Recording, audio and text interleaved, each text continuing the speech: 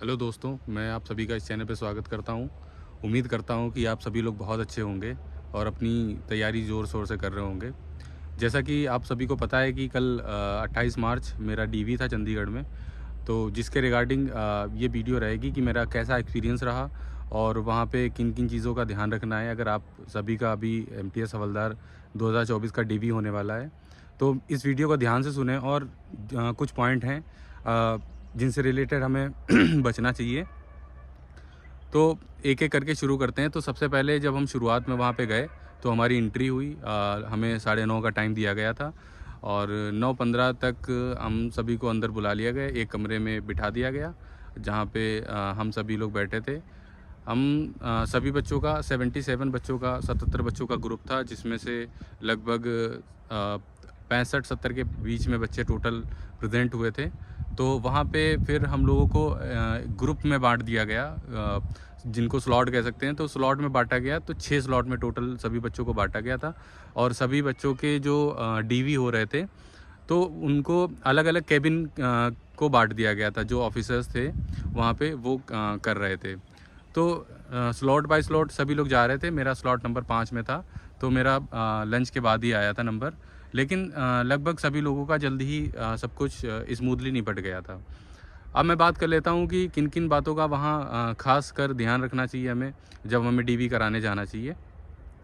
तो सबसे पहले वहाँ पे जब हम पहुँचे, तो सुबह हमें एक फॉर्म दिया गया जिसको हमें फ़िल करना था, जिस पे हमारी इन्फॉर्मेशन थी, रैंक वग़ैरह हमें लिखनी थी। और अ, जैसे हम जब एग्ज़ाम देने जाते हैं, तो वहाँ पर जब हम कमीशन कॉपी भरते हैं, कमीशन कॉपी में पीछे एक कोड वग़ैरह लिखना होता है जो हमारे कंप्यूटर पे आता है। उसी तरह से हमें अपनी राइटिंग में कुछ लिखना होता है और वो राइटिंग हमें वैसी ही करनी है जैसी राइटिंग हमने कमीशन कॉपी पे करी थी। क्योंकि जो वहाँ पे मैंने देखा था, जब डीवी कर रहे थे वो जो मैम मेरी डीवी ले रही थी, तो वो मेरी राइटिंग को मैच कर रही थी।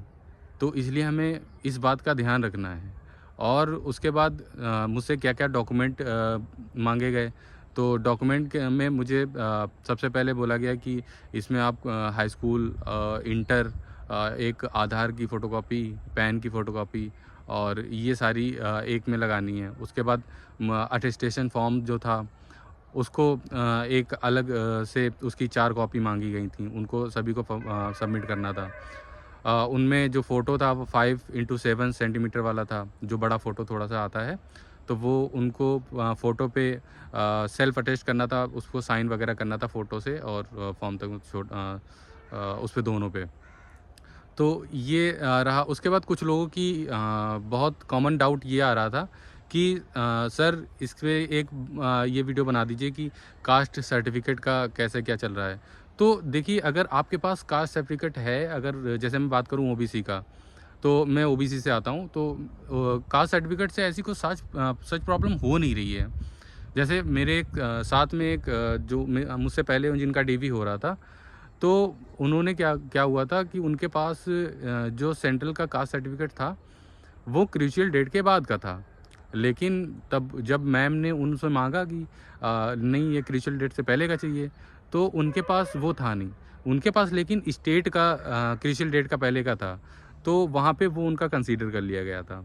एक लड़का और था जिसके पास स्टेट का था ही नहीं और उसके पास क्रूशियल डेट के बाद का कास्ट सर्टिफ़िकेट था ओबीसी का।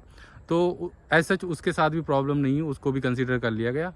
मतलब ये कह सकते हैं कि डीवी में आपको किसी भी तरीके की प्रॉब्लम नहीं होनी है, अगर आप बाकी सारे डॉक्यूमेंट सही से रखते हैं। कैरेक्टर सर्टिफ़िकेट है, आइडेंटिटी सर्टिफ़िकेट है। आपको कैरेक्टर सर्टिफ़िकेट पे 2 ऑफ़िसर्स के साइन कराने होते हैं, अलग-अलग डिफरेंट गेजेटेड ऑफ़िसर्स के। और आइडेंटिटी जो सर्टिफ़िकेट हमारा है, उस पे एक गेजेटेड ऑफ़िसर का साइन करना होता है। तो इनकी हमने सभी ने 4-4 कॉपियाँ सभी से करवा ली थी और वो वहाँ पे सबमिट कर दिया था। उसके बाद हम लोगों का 2 तारीख को मेडिकल होना था, जिसके लिए वहाँ हॉस्पिटल से कुछ प्रॉब्लम थी तो मना कर दिया गया। तो हम लोग फिर कल डीवी कराकर अपने-अपने घर लौट गए थे और मैं भी अपने घर पहुँच गया हूँ, जिस वजह से हो सकता है ये वीडियो आने में आपको लेट हुई है। लेकिन मेरा एक्सपीरियंस यही रहा कि आप आराम से जाइए बिना किसी टेंशन के। आपका डीवी जो होगा वो बहुत ही स्मूथली होगा। मतलब ऐसा नहीं है कि आपको वहाँ पे कोई प्रॉब्लम हो, आपको वहाँ पे कोई प्रॉब्लम होगी नहीं। और अब जो मेडिकल का बोला है, मेडिकल की आने वाले टाइम में डेट दिए है, डेट अभी बोला था कि दे देंगे, और उसके बाद अपनी ही डिस्ट्रिक्ट से मेडिकल करवा के यहाँ पे सबमिट कर दीजिएगा। तो वही अब यही मेरा एक्सपीरियंस था। अगर इसके अलावा आपको कोई भी बात जाननी हो इससे रिलेटेड तो आप कमेंट कर दीजिएगा। और मैं बहुत से बच्चों को कॉमन डाउट आ रहा था कि सर स्ट्रेटजी बता दीजिए, जीएस कैसे प्रिपेयर करें। तो अगर आप सभी लोगों को जीएस की स्ट्रेटजी चाहिए, या मैं कुछ और सोच रहा था जैसे कि मैं इंग्लिश के प्रैक्टिस सेट शुरू कर दूं यूट्यूब पे, जितने भी वोकैबलरी है, तो वो सारी चीज़ें। तो अगर आप इनसे रिलेटेड सारी चीज़ें चाहते हैं तो कमेंट करिए, और वीडियो को ज़्यादा से ज़्यादा शेयर करिए, और चैनल को सब्सक्राइब करिए। मिलते हैं अगली वीडियो में। Thank you.